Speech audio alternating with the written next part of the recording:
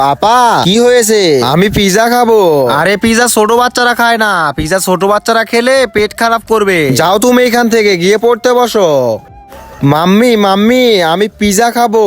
আচ্ছা দাঁড়াও, আমি তোমার বাবাকে ফোন করে বলতেছি। হ্যাঁ বলো। শোনো, একটা কাজ করো, রুদ্রার জন্য পিজা নিয়ে এসো।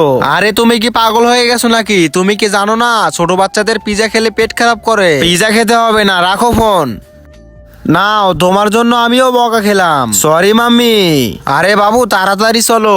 মাম্মি মাম্মি ওই যে দেখো বাবা পিজা খাচ্ছে। দাঁড়া, পিজা খাওয়া বের করছি। তার আগে দেখবো কারা শয়তানকে হারিয়ে আল্লাহকে ভালোবাসে। যারা আল্লাহকে ভালোবাসো ভিডিওতে লাইক করে চ্যানেলটি সাবস্ক্রাইব করে দাও। যারা শয়তানকে ভালোবাসো তাদেরকে ভিডিওতে লাইক সাবস্ক্রাইব কিছুই করতে হবে না, কমেন্ট করো আল্লাহু আকবার। তাড়াতাড়ি করে খায়, পিজাটা অনেক মজা। আজকে তোমার খাওয়া বের করছি। এই যে পিজা খেলে তো পেট খারাপ হয়, তাহলে এটা কি? তুমি কেন পিজা খাচ্ছ? এই নাও। তারপরে কি হলো সেটা দেখতে পার্ট 2 লিখে কমেন্টস করে যাও।